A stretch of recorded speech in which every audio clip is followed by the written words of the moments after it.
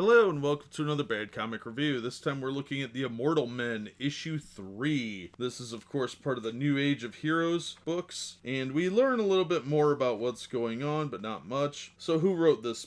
This is by Ryan Benjamin and James Tynion IV, storytellers. Ryan Benjamin, I believe, did the art, and James Tynion IV is, of course, a writer. Richard Friend was the inker. David Barron, colorist. Carlos M. Mangula, letterer. Jim Lee, Scott Williams, and Alex Sinclair did the cover. And the editor was Katie Kubert, with Brittany Holzher as associate editor and Jamie Rich as group editor. Okay, so Caden Park wakes up and he is in an old abandoned speakeasy where Ghost Fist, Timber, Scraps, the Immortal Man are hanging out. There's a lot of talking, and we learn a little bit about Ghost Fist's background and history, how he was a hero in Harlem. The Immortal Man introduces himself, and it actually is the Immortal Man. It's not Vandal Savage. So he just looks exactly like Vandal Savage instead of his normal clean-cut look. And we also learn that Timber is in fact Paul Bunyan. And the reason that they changed that is probably patriarchy. But you know, the story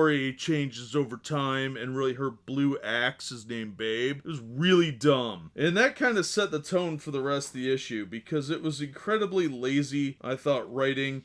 We got the Batman That Laughs playing a really big part in the story. Reload got captured, and there's this long nonsensical tale between him and one of the bad guys, and how they were nommed together and blah, a bunch of boring history stuff that quite honestly I felt a little too much like the Sabretooth Wolverine relationship, and they were trying to set that up, and it was done, in my opinion, rather poorly. Scraps detects that they were found, and of course there's going to be a showdown with the Infinite Woman at the end of the issue. The art I thought was really good, but the storyline was really lackluster, and I'm kind of tired of it, honestly. This book is proving to be very hit and miss. Issue 2 was really good. Issue 1 was horrible, and they're just trying a little too hard, because it's all this like, secret society of, underworld, and the Immortal Men are these mysterious figures. Yeah, I saw Highlander. I understand how it works, but they kept kind of beating that drum. It's just a little too much. They're trying a little too hard to make it sound mysterious. Instead of just letting that natural ambiance and mystery take hold, they're trying to over-explain it and beat it in your head. I think this could be a really cool setting, but they're just trying too hard to make it good. I think I'm done with this series. I don't think I'm going to pick up issue 4. I don't care for the Batman That Laughs. I think that's a character that they're just going to beat into the ground until everybody is really, really sick of it, and then they'll lay off for a little while. It's a character that's unnecessary to the plot, and the plot would be better without him, because he's not one of the Immortal Men. He's not in any way associated with them. He's from the Dark Multiverse and has really nothing to do with the entire war between the Immortals. And it really hurts the storyline to have him there, in my opinion. So I'm not going to recommend this book. I thought it was kind of boring and very wordy where it didn't need to be wordy. There was just too much attempts at build up for my taste, and it didn't work. So I'm gonna go ahead and skip it, but I thought the art was really good. I liked the way Scraps looked, and Reload looked really cool, but that's just my opinion. As always, thanks for listening and supporting the channel. Give us a thumbs up if you liked the video, and consider subscribing so you never miss an episode, and we hope to see you on the next one.